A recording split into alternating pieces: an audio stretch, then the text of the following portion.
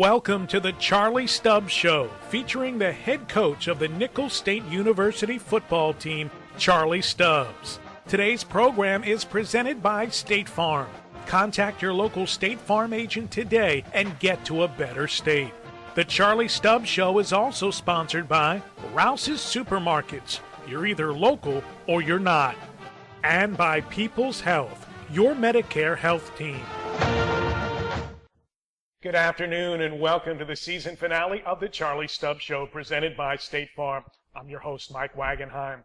Once more, the Nicholls Colonels took to the field this past weekend undermanned, facing a national championship caliber team. And again, to no one's surprise, they played their hearts out. But as has been the case over the last 6 weeks, the odds were just too much to overcome. Nicholls led the Southland champions at halftime, but just ran out of steam in the end. We are here with the head coach of the Colonels, Charlie Stubbs. Gosh, this team just fought until the bitter end, didn't they? Yeah, they sure did. We came out and playing in a hostile environment, a team that was their senior day also on the road. Again, they were already a conference championship, at least crowned it. But we came out and played. I mean, we played in all three phases, played probably one of the better halves we played this year. With, leading at halftime and with a few breaks here or there, we could have led by more. And then we came out in the second half and, we just ended up, kind of hurting ourselves. The turnovers started and then all of a sudden they had some quick scores and then we couldn't regain the momentum. Nicholls taking on Southeastern Louisiana, the annual River Bell Classic in Hammond this past Saturday. Southeastern going for an outright Southland title. Nicholls trying to bring that River Bell home. Unfortunately, again, just ran out of steam. But this team, again, undermanned, just found a way to hang around. Yeah, we sure did. I saw some really great things, especially, some of the players that people don't even, know much about. When I saw Michael Henry, who was didn't even play the first half of the season because he was recovering from a knee injury. And then he was also listed basically as our third or fourth running back. And he had a tremendous game versus Southeastern. And then I think of B.T. Sanders, in the secondary. I know he had well into the double digits amount of tackles and recovered a fumble and returned it quite a ways. So, when I look at some things, I see a lot of hope and promise. But some of the guys we were playing with are guys that we weren't counting on initially when we started the season. Well, they'll all be back in 2014. We'll talk more about them later. Let's wrap things up for 2013. Thursday night, Strawberry Stadium in Hammond, the annual River Bell Classic. Southeastern Louisiana looking to clinch the Southland title outright. The Colonels were trying to bring the bell back to Thibodaux. Let's go inside the visitors' locker room before the game. Again, when you think about it, this is the last time this group of men will be together. I'm telling you that right now. Let's make it something special. We talked enough, but we need everybody to be absolutely locked in. If you're absolutely locked in, playing for each other, as Coach mentioned last night, leaning on each other, we'll come off this thing with a big victory. You understand? We need everybody locked in. Last time, Vander Brothers on 3. 1, 2, 3, Vander Brothers! All right, the Colonels trying to contain the ever-dangerous Brian Bennett, the Oregon transfer, playing QB for Southeastern, able to pick up 9 yards on the run here to the Nicholls 36. That would lead to a 37-yard field goal for Seth Sebastian. He came into the night a perfect 11 for 11 and just kept on rolling. 3-0 Southeastern at the 10:20 mark of the first quarter. Second drive for Nicholls. Toscani Figueroa floats it to Michael Henry for a pickup of 13. With that, Figueroa becomes the first Colonel ever with 1,000 yards rushing and passing in the same year. He'd set another standard here soon after. First and goal from the 9. Colonels run the draw, and Figueroa is in for the rushing TD, number 6 for him on the year. Nicholls up 7-3 at the 6-minute mark of the first. Late in the quarter, a controversial call on the play-action pass. Bennett airs it out to Jeff Smiley, who bobbles it. The ball appears to hit the turf, but the officials rule it a catch. It goes for 46 yards down to the Nicholls 10. And on the very next play, Bennett finds Tony McRae in the front of the end zone. Touchdown pass number 17 for Bennett. Southeastern up 10-7 at the end of the first quarter.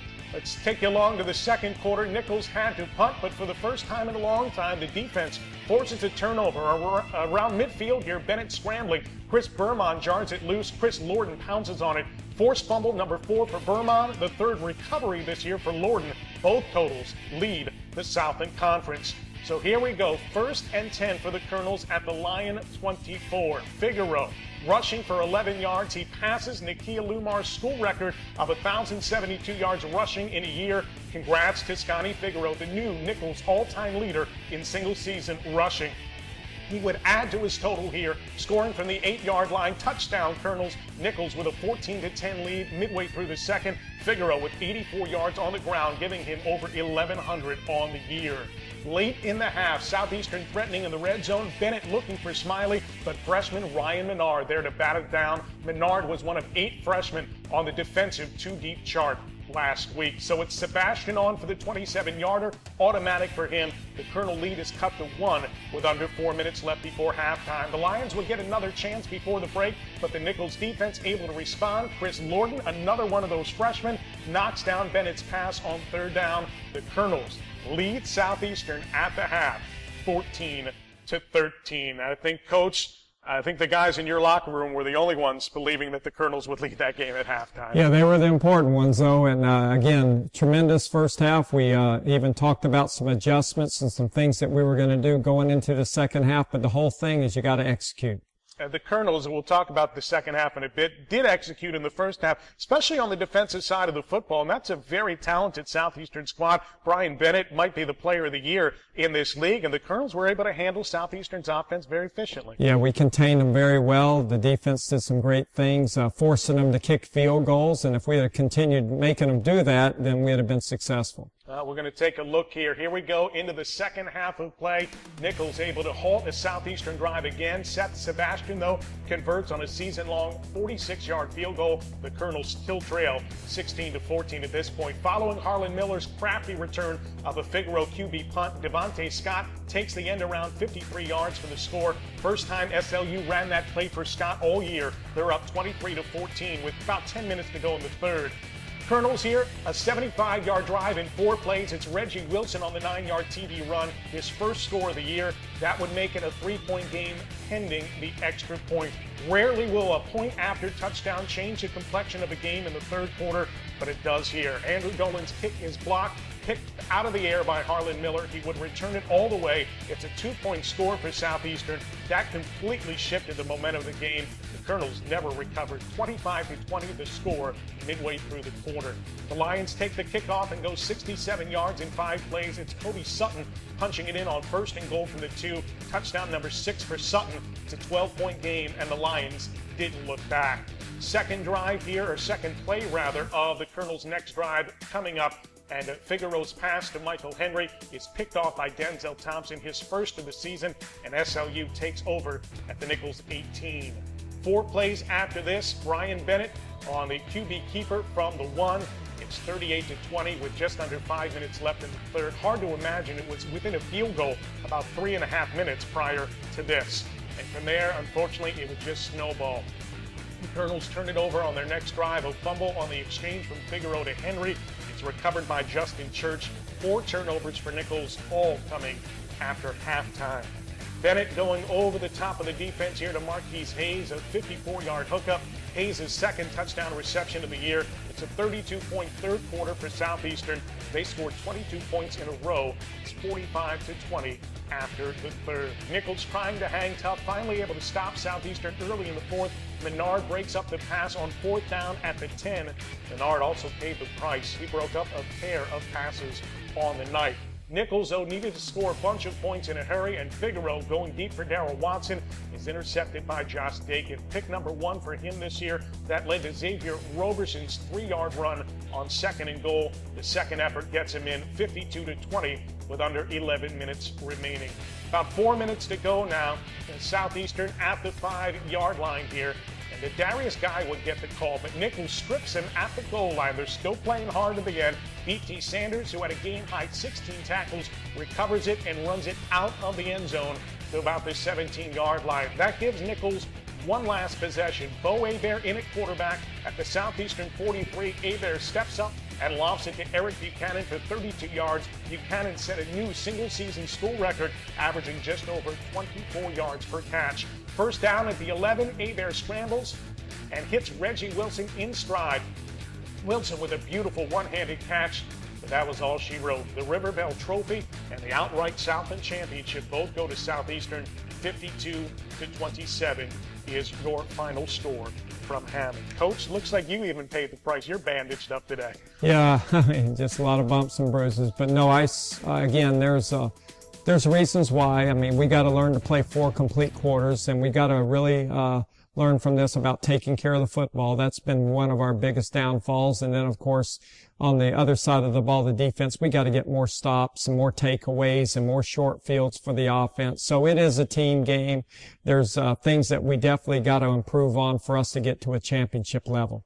It was amazing. The air was sucked out of that stadium really all first half, but even after the Colonel touchdown early in the second half, and that point after that was blocked and returned, I've never seen a pendulum just swing like that on one play. Yeah, I think too, as you mentioned earlier, that we played in all of our games. We have to play just about a lot of times the same guys, tooth and nail, just to be able to be competitive and be in a position to win.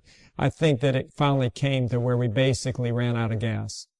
The Colonels, unfortunately, it seemed that way, but again, Southeastern, I think, even tipped their caps to you after the game. You guys put up a heck of a fight, and that's a team that's going to go on and compete for a national championship this year. And we saw it last week against Central Arkansas. That was a 7-point game at the end. Again, the Colonels, even with all of the injuries and other issues this year, just kept fighting. It makes you proud. It really does. Well, I guarantee you we got that from our guys this year, and I'm pleased with that. And, we've got a very challenging Southland Conference. 3 teams from our conference are in the playoffs, so you can tell the quality of competition that we play. What did you tell your team on the field after the game? Well, that I was proud of them. Exactly what you talked about we didn't quit, we finished. I saw some guys really making some plays. I saw kind of the old and the new. I saw a lot of the seniors, give it all they got, the Abbasis and Chris Bermans, and I could go on about those guys. And then the new guys surfacing, that were making plays for the Colonels at the end. So it's like changing of the guard a little bit. I really felt like for sure that this team, the way we started off being 4-2 with a conference victory, I know injuries are part of the game, but I really felt like had we stayed at least semi-intact, especially when some of our injuries happened to guys that were not just very good players, but also the leaders of our team. And, when those things happen, it's hard to overcome. But I really felt like if we just could get a break or two, we could have definitely played this year for a winning season at Nichols and also possibly make some noise in the Southland Conference. Well, it wasn't to be, but there is some hope for the future, and we'll talk about that coming up. We will be right back with more of the Charlie Stubbs Show presented by State Farm in just a moment. And this will be your premium right here. Sorry to interrupt. I just want to say I combined home and auto with State Farm. Saved $760. Love this guy. Okay, does it bother anybody else that the mime is talking? Freaky. Bundle home and auto, and you could save $760. That's 760 very good reasons to contact your local State Farm agent. Donnie, I'm in Rouse's at least 3 times a week, and I want the best prices every day. Come on, Chef. Let's go shopping. All right. There's got to be at least 1,000 items just on this one aisle. At Rouse's, we stock more groceries than anyone else. I can see that. So what's with the tag? Best price every day. It's the Rouse's guarantee. You're getting our lowest price every day. So when I see this tag, you know you don't have to wait for a sale. I can shop any day. And get our best price every day. Rouse's. You're either local or you're not. Well, we're all about the people that we care for. Every day we find a way to make your life better. That's what we're here for. Yeah, we're all about the people. We help you take care of yourself. That's what we do. We're here for you with people's health.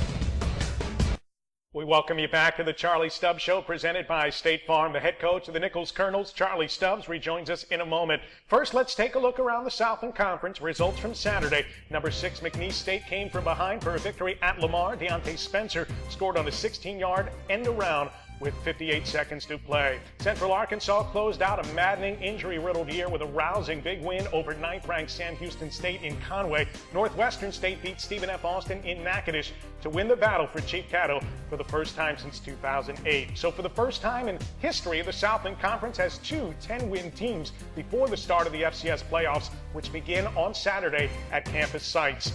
Taking a look at the final standings, SLU moving up to number 7 this week in the Sports Network Top 25. McNeese remains steady at number 6, while Sam Houston falls to 14th. Most importantly, the Southland is sending 3 representatives into the 2014 FCS playoff field. This Saturday, Sam Houston, an at-large pick, hosts Southern Utah in the first round. Next Saturday in the second round, which is a round of 16, Southeastern Louisiana, who claim the automatic berth, they're the number 4 seed and will host the winner of the Southern Utah-Sam Houston contest. That same day, McNeese State, an at-large team and the number 6 seed, is at home against either Samford or Jacksonville State. Here with the head coach of the Colonels, Charlie Stubbs. Again, an impressive season around the conference. It sure is. We got a very good conference, and they represent, and I'm sure they'll represent well. Hopefully we can get at least one of them into the championship game. But again, a lot of good things going, very competitive. I felt like we were more competitive this year in the Southland Conference for sure. And again, you got to bring your A game to get these conference wins. It seemed like this year the Southland, there were no bottom feeders this year. There were no doormats whatsoever. I think the Colonels certainly were more productive this year and more competitive. Lamar more productive, more competitive as well. Every week was a battle. This somehow became a stronger conference this year, even though it sent a finalist in national championship last year. Yeah, you're exactly right. I know that when I talked to the fellow coaches in the Southland Conference, they said Nichols has got their attention. So that's a good thing. I mean, it doesn't count for anything that much, but it is a good thing to hear that they know that, we're getting more competitive and we're only going to get better in the future, and it just takes a while. And again, knock on wood, we stay healthy next year and we can really make some noise. Well, as our season finale winds down, Amanda Kelly sat down with a few Colonels to look back at the improvements this year and ahead to what appears to be a promising future. The Colonels wrapped up the 2013 season looking as if they were headed towards a brighter future, but it didn't come without its bumps and bruises.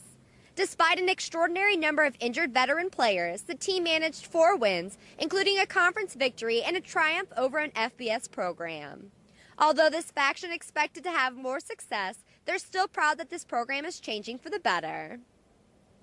There was nowhere to go but up for this year's squad, coming off back-to-back single-win seasons. They were ready for a breakthrough campaign, and while they fell short in some areas, overall there was a noticeable progress. Well, last year's season we definitely had some ups and downs, but we had a lot of downs, and we took from that, we took the negatives and we built off from that, and I felt like we transferred some positives over to the next season, and we actually had a better season, so I think we're doing a good job and we're on the rise right now.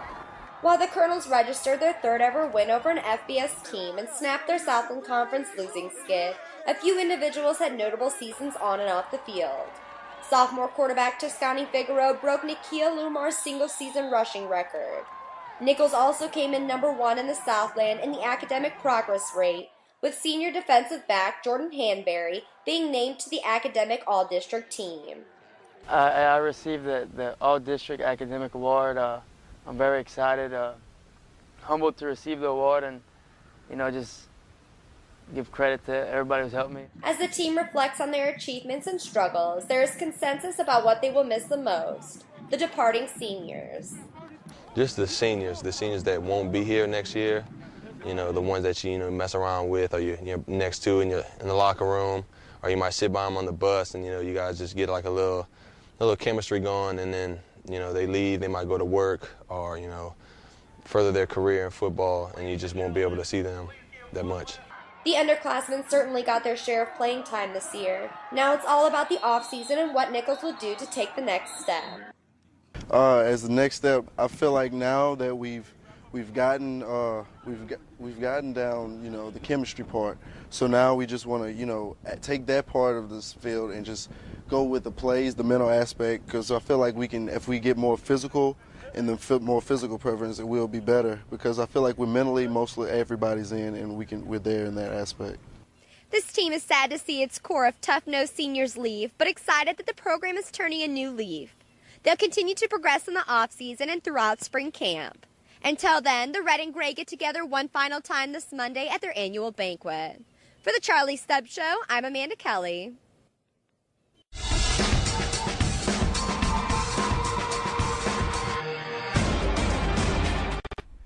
Hi, my name is Chuck Epela, recruiting coordinator at Nicholls State University. We'd like to give you some recruiting tips that can help you in your recruiting process.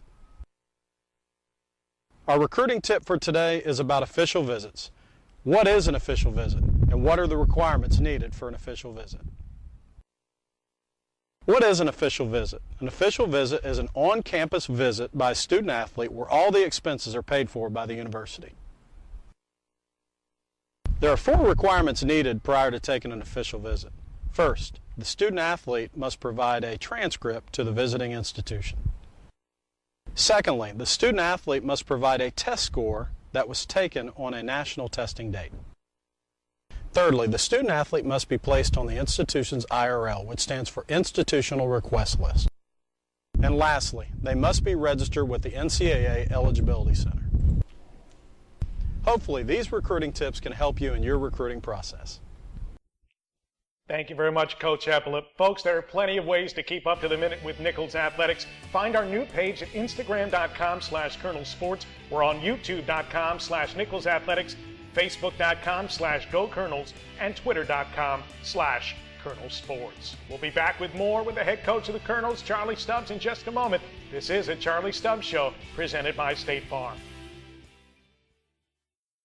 And this will be your premium right here. Sorry to interrupt. I just want to say I combined home and auto with State Farm. Saved $760. Love this guy. Okay, does it bother anybody else that the mime is talking? Freaky. Bundle home and auto, and you could save $760. That's 760 very good reasons to contact your local State Farm agent. Donnie, I'm in Rouse's at least 3 times a week, and I want the best prices every day. Come on, Chef. Let's go shopping. All right. There's got to be at least 1,000 items just on this one aisle. At Rouse's, we stock more groceries than anyone else. I can see that. So what's with the tag? Best price every day. It's the Rouse's guarantee. You're getting our lowest price every day. So when I see this tag, you know you don't have to wait for a sale. I can shop any day and get our best price every day. Rouse's, you're either local or you're not. Well, we're all about the people that we care for. Every day we find a way to make your life better. That's what we're here for. Yeah, we're all about the people. We help you take care of yourself. That's what we do. We're here for you with people's health. Back with you on the season finale of the Charlie Stubbs Show presented by State Farm. It's time to announce our Rouse's Student Athlete of the Week. You're either local or you're not. Louisiana's Best can be found at your local Rouse's or at Rouse's.com. This week, it's sophomore guard Imani White, her second honor of the year. White averaged 22 points, 4 steals, and 4 assists this past week in wins over South Alabama and Texas Southern. She was also named the Southern Conference Player of the Week. Let's take a look at what's going on around Nicholls Athletics next week. The women's basketball team hosts Louisiana Tech on Monday night. KNSU 91.5 FM broadcasts that contest. Next Saturday afternoon, the men's basketball team takes on Loyola here in Thibodaux. KLRZ 100.3 FM will carry that game live. Folks, football season may be over, but you can still follow the Colonel football team and all 14 of our athletic programs year-round. Just head to our official website, GoColonels.com. That's G-E-A-U-X, GoColonels.com. We'll have rosters, bios, news, and information throughout the off-season, leading right into the spring and into the start of the 2014 Colonel football season. The head coach of the Colonels, Charlie Stubbs, you got your schedule lined up, or at least most of it for next year. Can you reveal to us some of the games on the docket that have been signed on? Yeah, well, we're going to play 3 FBS opponents again. We have Arkansas, we have Air Force Academy, and we have North Texas State. North Texas. So again, big challenging schedule again for the Colonels. Right now we're going to have our banquet on Monday, December 2nd. So we'll just culminate this season. The banquet's to kind of recognize all of our young student athletes and the seniors. And so it'll be a special evening. And then, of course, we're busy recruiting. We've been busy with it, and it's very crucial next month to have our mid-year signees, which are young men that are either from a junior college or an FBS transfer, and it's very important that we get our share because we want them to be here for spring practice, and get going and be in our strength and conditioning program. And then, of course, our signing class, working hard with our getting our young high school seniors right now, and we're getting received very well because they see that the Colonels aren't that far away and that they can be come in and be difference makers. And they also recognize too that we're willing to play some young guys. I wish we could get out of that some, but again, there's opportunity here. So those things are going well. So again, there's a lot going on right here. Even though the season's over, the recruiting season is in full swing. You got to replace a couple of tackles. You have to shore up the defensive line. Chris Burman will be difficult to replace at linebacker, although Jordan Piper, you were able to get some of his numbers within Davin Bovey and Chris Burman. Where do you see the biggest need for this team right now? Well, we've got to keep the offensive line intact. We got to continue to recruit that area because, again, that gave us a chance this year offensively. I thought we were so much more productive offensively this year because of that group. We've got to also look for some speed at wide receiver. We've got to be able to really threaten defenses and stretch them. So we're always looking for really some fast receivers. And usually when you get those, they also help in your punt return, kickoff return game. So we got to do that. I know that we got some solid running backs, but we're always looking for another running back because, again, we do like running the football. And then again, the quarterbacks are all back, every one of them. In fact, even Landry Klon, who was out this year, who had started for us in the past. So I really believe that group will be very competitive. And then, of course, the defensive front, as you mentioned, you got to stop the run. And we were very poor at doing that during the season. We have got to stop the run. So we got to solidify that area too. We lost a lot of safeties. We got some young guys here in B.T. Sanders, but we got to go from there. So we got a lot of work to do, but we're willing to do it. Coach, I know you got this program going in the right direction. We can't wait for 2014 to get here. Thanks so much. Thank you. The head coach of the Colonels, Charlie Stubbs. Folks, that's going to do it for the 2013 season. Again, check out our website, gocolonels.com. All the information will be there throughout the offseason. For Amanda Kelly, Eric Solberg, Zachary Carlton, and the head coach himself, Charlie Stubbs, I'm Mike Wagenheim. We'll talk again next year. The Charlie Stubbs Show has been presented by State Farm. Contact your local State Farm agent today and get to a better state. This show has also been sponsored by Rouse's Supermarkets. You're either local or you're not. And by People's Health, your Medicare health team. This has been a presentation of the Colonel Sports Network.